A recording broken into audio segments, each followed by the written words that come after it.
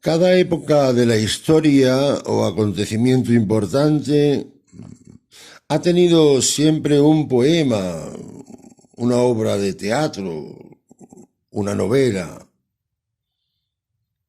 Cada época ha encontrado un relato del acontecimiento.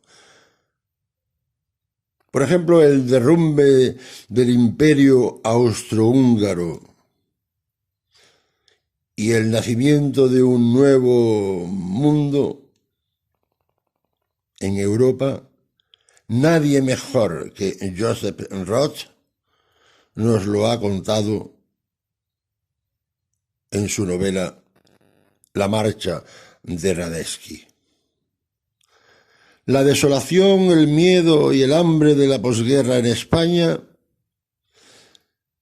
condensado en los versos de ese sublime poema Mujer con Alcuza que Dámaso Alonso escribe en Los hijos de la ira, es el relato de una época de auténtica erial. Y por solo citar 3 ejemplos, acabo con la novela Patria de Aramburu, el crudo relato de la férula asesina de ETA en Euskadi. Contar para vivir. Sobre esta poliédrica crisis de la COVID-19 hay un relato oficial que busca, con todos los medios a su alcance, implantarse en el imaginario colectivo y convertirse en el relato único. No importa que ese relato sea confuso, porque lo es, o abstracto, o incluso que se aleje de el concepto de la verdad tal y como la definía Boecio, quien decía veritas is adequatio intellectus cum re. Es decir, la verdad es todo aquello que el pensamiento asume de la realidad. Hay relatos no oficiales también que buscan ser únicos, pero interesados.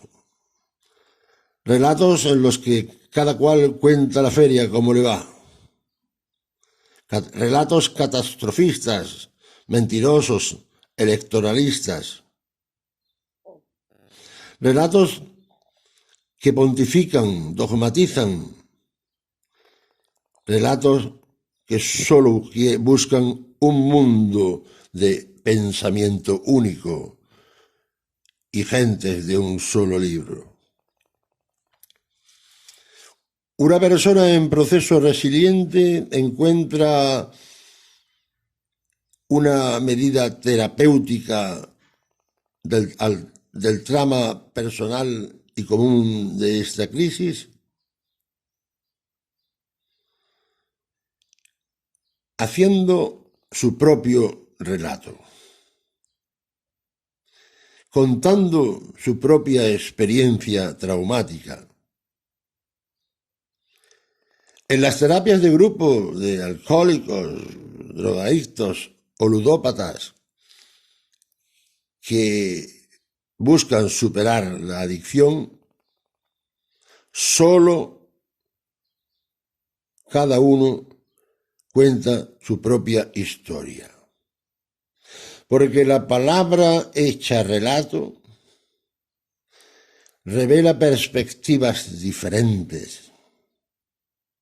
Porque la palabra en su esencia está en la fuerza de modificar actitudes, pensamientos y acciones. La palabra crea y recrea. El trauma compartido, la palabra compartida, hace fuerte al resiliente, porque toda palabra es mitad de quien la dice y mitad de quien la escucha. El relato personal. Nunca el relato interesado e impuesto.